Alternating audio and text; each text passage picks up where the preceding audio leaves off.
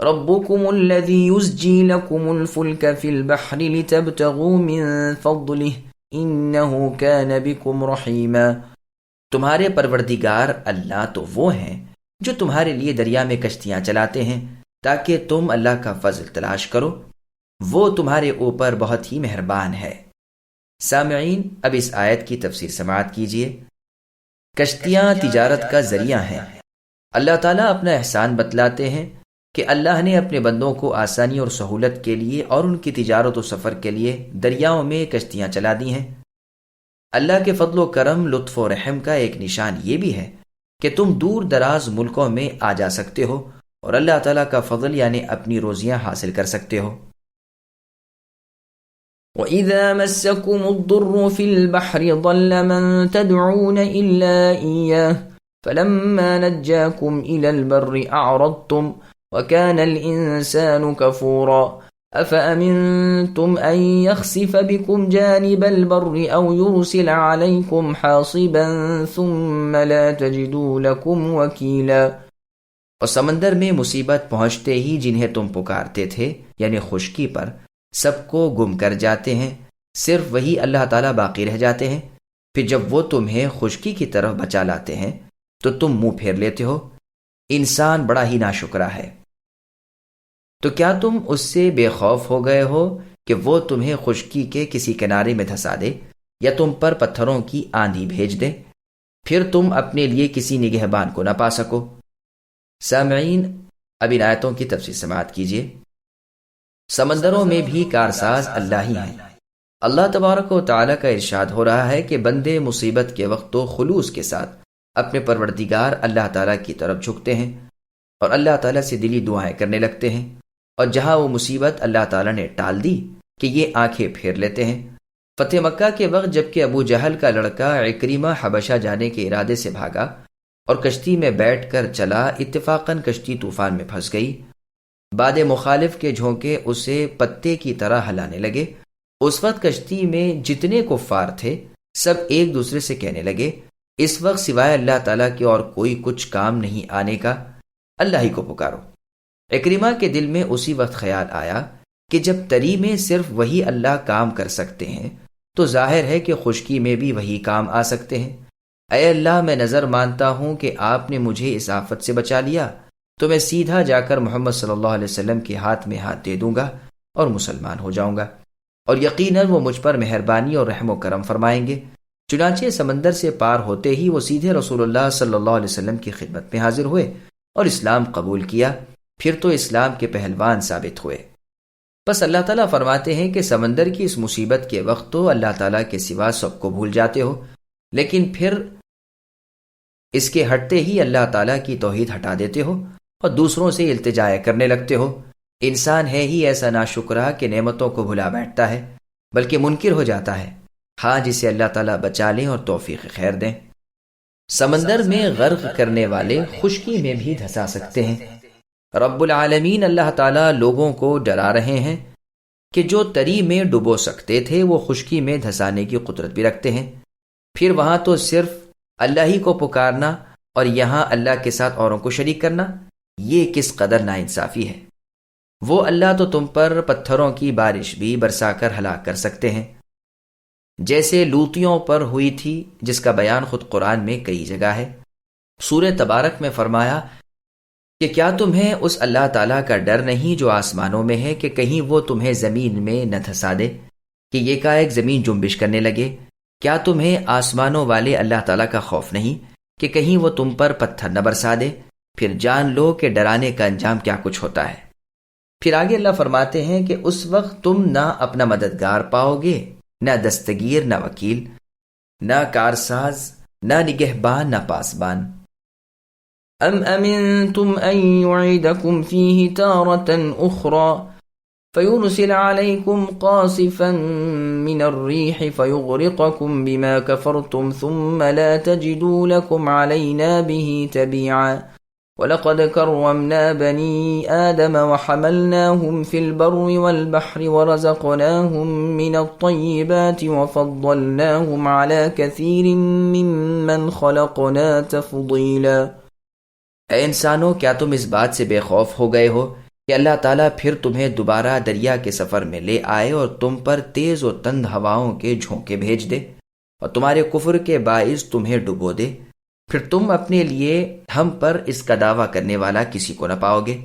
یقیناً ہم نے اولاد آدم کو بڑی عزت دی اور انہیں خشکی اور تری کی سواریاں دیں اور انہیں پاکیزہ چیزوں کی روزیاں دیں اور اپنی بہت سی مخلوق پر انہیں فضیلت عطا فرمائی۔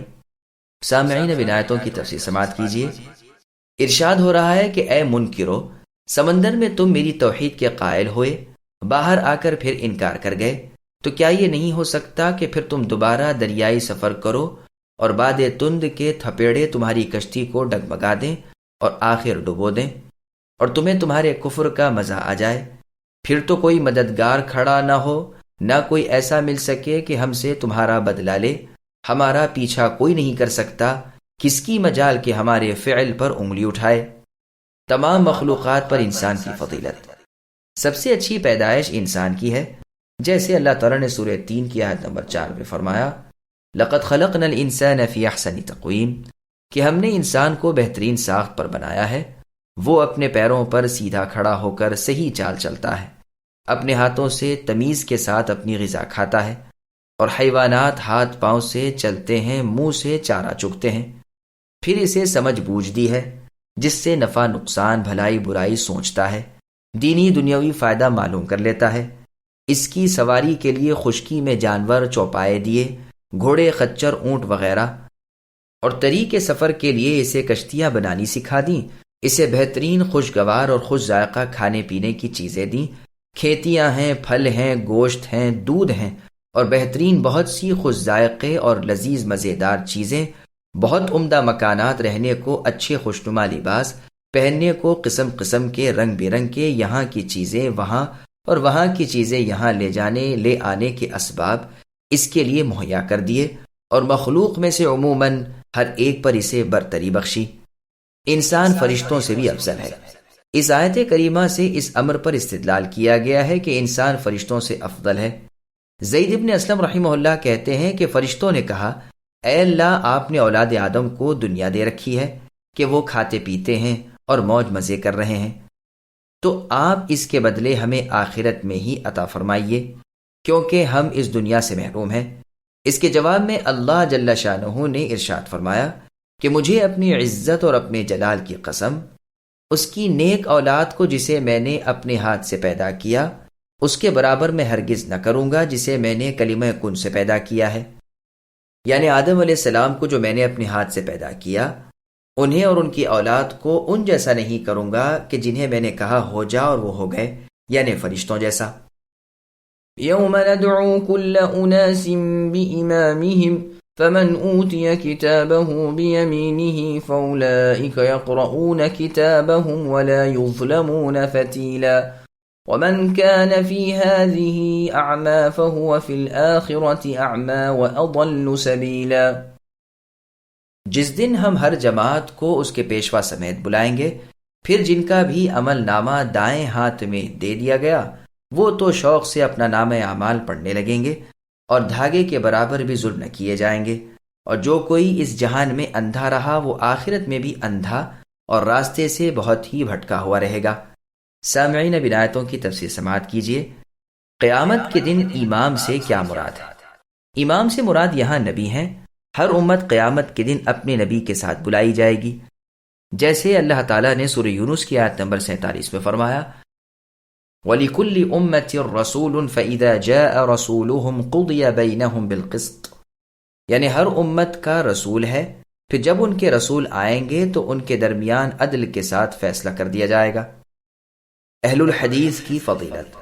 بعض سلف کا قول ہے کہ اس میں اہل الحدیث کی بہت بڑی بزرگی ہے، اس لیے کہ ان کے امام محمد صلی اللہ علیہ وسلم ہیں۔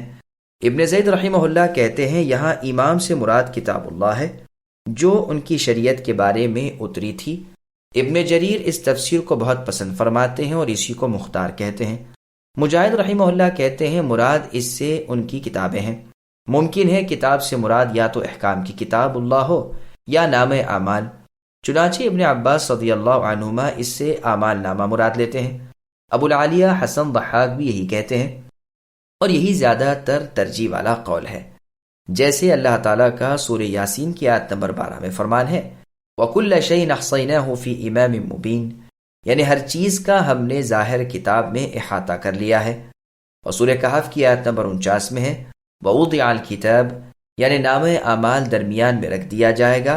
اس وقت آپ اے نبی دیکھیں گے کہ گنہگار اس کی تحریر سے خوف زدہ ہو رہے ہوں گے۔ اور سورہ جاسیہ کی آیت نمبر 28 اور 29 میں اللہ کا فرمان ہے جس کا ترجمہ ہے ہر امت کو آپ اے نبی گھٹنوں کے بل گری ہوئی دیکھیں گے، ہر امت اپنی کتاب کی جانب بلائی جا رہی ہوگی، آج تمہیں تمہارے کیے ہوئے اعمال کا بدلہ دیا جائے گا، یہ ہے ہماری کتاب جو تم پر حق و انصاف کے ساتھ بولے گی، جو کچھ تم کرتے رہے ہم برابر لکھتے رہتے تھے۔ یہ یاد رہے کہ یہ تفسیر پہلی تفسیر کے خلاف نہیں، ایک طرف نامہ اعمال ہاتھ میں ہوگا، دوسری جانب خود نبی صلی اللہ علیہ وسلم سامنے موجود ہوں گے۔ جیسے اللہ تعالیٰ نے سورہ زمر کی آیت نمبر 69 میں فرمایا وَأَشْرَقَتِ الْأَرْضُ بِنُورِ رَبِّهَا وَوُضِعَ الْكِتَابُ وَجِيءَ بِالنَّبِيِّينَ وَالشُّهَدَاءِ، یعنی زمین اپنے رب کے نور سے چمکنے لگے گی، نامہ اعمال رکھ دیا جائے گا اور نبیوں کو اور گواہوں کو موجود کر دیا جائے گا۔ اور سورہ نساء کی آیت نمبر 41 میں فرمایا فَكَيْفَ إِذَا جِئْنَا مِنْ كُلِّ أُمَّةٍ بِشَهِيدٍ وَجِئْنَا بِكَ عَلَى هَؤُلَاءِ شَهِيدًا، یعنی کیا کیفیت ہوگی اس وقت جب کہ ہر امت کا ہم گواہ لائیں گے اور آپ کو اے نبی اس آپ کی امت پر گواہ کر کے لائیں گے۔